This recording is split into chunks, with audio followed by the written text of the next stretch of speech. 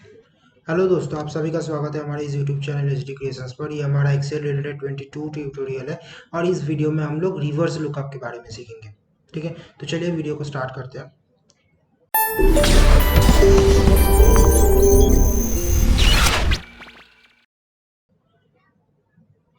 देखिए दोस्तों, ये जो रिवर्स लुकअप होता है, बेसिकली लास्ट के दो वीडियो में हम लोग V lookup and H lookup का फंक्शन सीखे थे, जिसमें V lookup and H lookup दोनों ही एक लुकअप ग्रुप का फंक्शन है। और आज हम लोग देखेंगे कि कैसे हम लोग उस फंक्शन में पीछे की तरफ लुकअप कर सकते हैं, क्योंकि V lookup and H lookup के वीडियो में हम लोग डिस्कस किए थे कि V lookup and H lookup का जो नेचर होता है वो हमेशा फॉरवर्ड साइड का होता है। लाइक वो हमेशा सामने की तरफ लुकअप करता है, वो कभी पीछे की तरफ बाय डिफॉल्ट लुकअप नहीं कर सकता। अगर हमें ऐसा कोई ज़रूरत पड़ा तो हम लोग कैसे उस फंक्शंस के साथ कर सकते हैं वो हम लोग देखेंगे। ठीक है, तो चलिए एक्सेल में चले जाते हैं। देखिए हमारे पास वही डेटा है जो डेटा हम लोग वी लुकअप और एच लुकअप में यूज़ किए थे, but the major difference is customer ID जो है वो अभी बीच में है। हम लोग वही काम करेंगे, कस्टमर आईडी के बेस पे कस्टमर का नेम लाएंगे, बट द डिफरेंस इज कि कस्टमर आईडी अभी बीच में है और उसके लेफ्ट हैंड साइड में हमारा लुकअप वैल्यू मतलब रिजल्ट वैल्यू है। पहले क्या था, कस्टमर आईडी पहले था तो हमारा लेफ्ट हैंड साइड में हमारा राइट हैंड साइड में चीज़ें रिजल्ट वैल्यू था, बट इस बार चीज़ें उल्टा है, हमारा लेफ्ट हैंड साइड में रिजल्ट वैल्यू आ रहा है। ठीक है, देखिए ये काम करने के लिए बहुत सारा फंक्शंस तो है, जैसे कोई बोलेगा कि इंडेक्स मैच से यूज़ होता है, इंडेक्स मैच को भी हम लोग यूज़ करते हैं, बट क्योंकि हम लोग बेसिक में सीख रहे हैं तो हम लोग इसको वी लुकअप के साथ ही देखेंगे कि अगर वी लुकअप से हमें ये काम करना है तो कैसे करेंगे। देखिए पहले वो ये बात क्लियर कर दूं कि नॉर्मल वी लुकअप या फिर एच लुकअप, आप दोनों में से किसी को भी ले लीजिए, ये दो फंक्शन ये काम नेचुरली नहीं कर सकता। तो सिर्फ वी लुकअप और एच लुकअप के फंक्शन से पीछे की तरफ लुकअप पॉसिबल ही नहीं है, चाहे आप कितना भी कोशिश कर लें।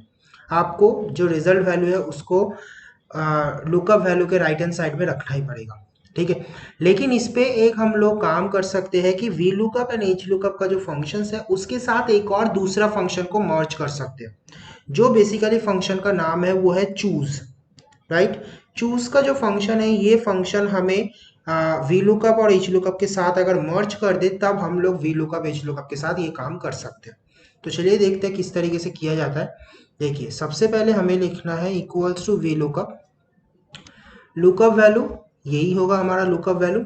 नाउ टेबल एरे, अब इस जगह पे आता है मेन चीज कि टेबल एरे जो है वही मेन चीज होता है लुकअप वैल्यू, जो हमारा लुकअप फंक्शन है उसके लिए। क्योंकि टेबल एरे में हम लोग देखे थे कि टेबल एरे के फर्स्ट कॉलम में हमेशा लुकअप वैल्यू मिलना चाहिए एंड सेकेंड कॉलम में हमेशा या फिर उसके बाद वाले कॉलम्स में हमारा रिजल्ट वैल्यू मिलना चाहिए। ठीक है, बट अगर मैं यहाँ पे टेबल एरे कुछ इस तरीके से दूं तो भी एक्सेल जो है वो उसको सही तरीके से ले लेगा। मतलब मैं सिलेक्ट तो किया डी से सी, लेकिन वो ऑटोमेटिक उसको सी टू डी ही कर देता है, इसीलिए बेसिकली नॉर्मल वी लुकअप में पॉसिबल नहीं होता। तो इस काम के लिए हम लोग यहाँ पे यूज करेंगे चूज का फंक्शन। राइट, चूज का फंक्शन। अब चूज के फंक्शन में काम कैसे करना होता है, बेसिकली चूज का फंक्शन के अंदर हमें एक वर्चुअल टेबल क्रिएट करना है, जो टेबल वी लुकअप के लिए काम करेगा। अब वो जो टेबल क्रिएट होगा, उस टेबल को क्रिएट करने के टाइम हमें वी लुकअप का जितना भी रूल्स एंड रिस्ट्रिक्शंस है वो सारे ध्यान में रखना है। जैसे वी लुकअप के हिसाब से टेबल के फर्स्ट कॉलम में होना चाहिए लुकअप वैल्यू एंड देन दूसरे कॉलम में होना चाहिए हमारा रिजल्ट वैल्यू। राइट, तो हमें चूज के अंदर सबसे पहला जो सिंटैक्स है जिसमें आता है इंडेक्स नंबर, इस पे बेसिकली मेंशन करना होता है कि हमारा जो वर्चुअल टेबल तैयार होगा वो कितना कॉलम्स लेके, 5 कॉलम, 6 कॉलम, 2 कॉलम, कितना कॉलम्स लेके तैयार होगा। जितना कॉलम होगा उतने तक नंबर हमें मेंशन करना है। कैसे मेंशन करना है, आपको यहाँ पे एक कर्ली ब्रेसेस लगाना है। राइट, देन आपको जैसे मान लीजिए मुझे मेरे काम के लिए सिर्फ 2 कॉलम का ही टेबल का रिक्वायरमेंट है, एक कॉलम में लुकअप वैल्यू होगा, दूसरे कॉलम में रिजल्ट वैल्यू होगा। ठीक है, तो हमें यहाँ पे लिखना 1, 2। अगर मेरे काम के लिए मुझे 4 कॉलम का टेबल चाहिए तो 1, 2, 3, 4 इस तरीके से। ठीक है, जितना कॉलम्स होगा उतने तक नंबर लिखना होगा आपको। तो फिलहाल मेरे काम के लिए 2 कॉलम चाहिए तो मैं 2 तक ही रखूंगा। देन हमें कर्ली ब्रेसेस को बंद कर देना है, उसके बाद अगेन कॉमा। ठीक है, अब आपको डिफाइन करना है कि ये जो फर्स्ट कॉलम है इसमें कौन सा वैल्यू आएगा। तो as per V lookup first column में हमेशा लुकअप वैल्यू होना चाहिए, तो हमें यहाँ पे चूज क्या करना है, हमारा लुकअप वैल्यू का एरिया, कॉमा, देन आता है सेकंड कॉलम कि सेकंड कॉलम में कौन सा वैल्यू आएगा। तो फिलहाल हमारा सेकंड कॉलम में कौन सा वैल्यू आएगा, हमारा result value, right. Then bracket close. तो अभी चूज ने बेसिकली क्या किया, चूज ने एक वर्चुअल टेबल क्रिएट किया, जो टेबल का डेटा तो मेरे टेबल के ऊपर बेस्ड है, बस उसका टेबल में डिफरेंस इतना है कि उसके टेबल में फर्स्ट कॉलम में आ रहा है कस्टमर आईडी, सेकंड कॉलम में आ रहा है कस्टमर नेम, ठीक है। देन आता है अब VLOOKUP हमारे टेबल को छोड़ के चूज के टेबल के अंदर काम करेगा।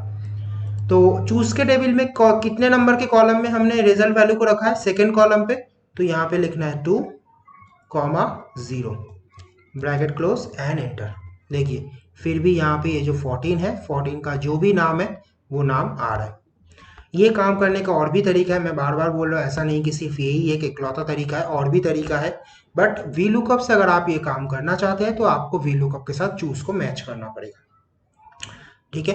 तो आई थिंक आपको पता चल गया होगा कि किस तरीके से चूज को हम लोगों ने मैच किया। सबसे पहले हमें उसमें कॉलम नंबर्स मेंशन करना है कि कितने कॉलम्स आएगा उसका पर्टिकुलर 1 to उतने नंबर तक।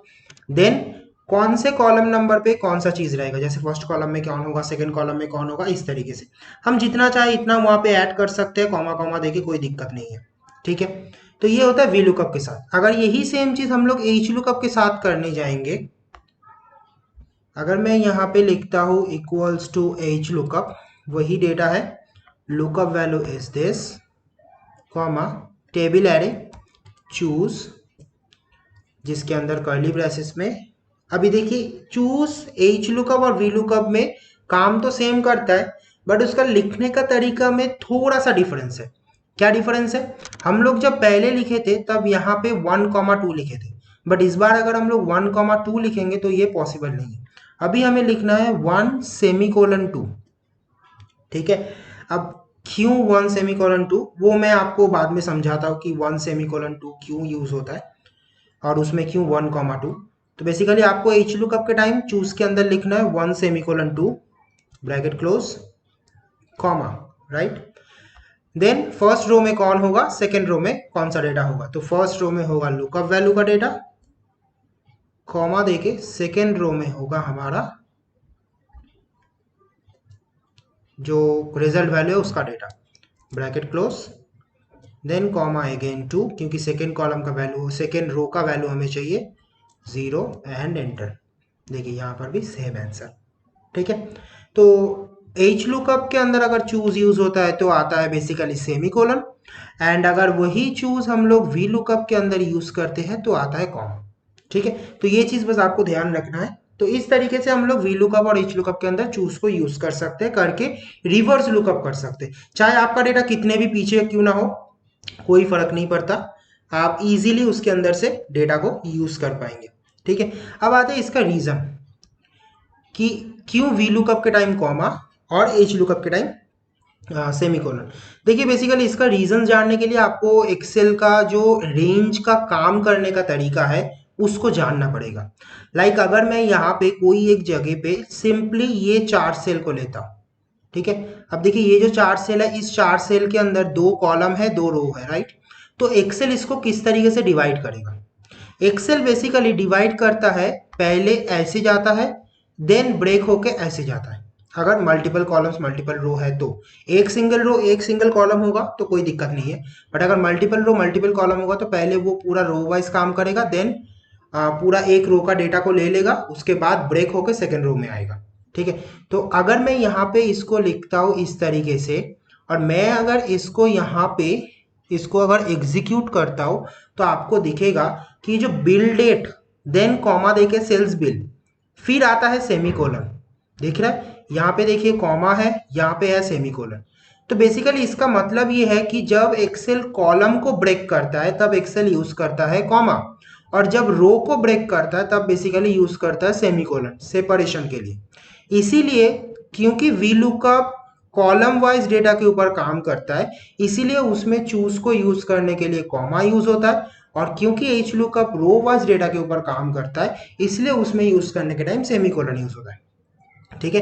तो आई थिंक आपको सारा चीज़ें क्लियर हो गया होगा कि किस तरीके से चूज को यूज़ किया जाता है, क्यों चूज यूज़ होता है और कैसे इसको वीलुकअप और एचलुकअप में इंप्लीमेंट करना है। ऐसा नहीं है कि सिर्फ वीलुकअप एचलुकअप में, कहीं पर भी आपको अगर इस तरीके का कोई डेटा है जिसमें एक इंडेक्स नंबर के बेस पे आपको उसका अलग वैल्यूज चाहिए, तो आप वहां पे उसको चूज फंक्शन जो है उसको यूज कर सकते हैं। ठीक है, तो चलिए मिलते हैं आपसे नेक्स्ट वीडियो में। If you guys like the video, then hit the like button and share the video with your friends and colleagues. Remember, all the download links for sample file and practice file is in video description, so don't forget to check this out.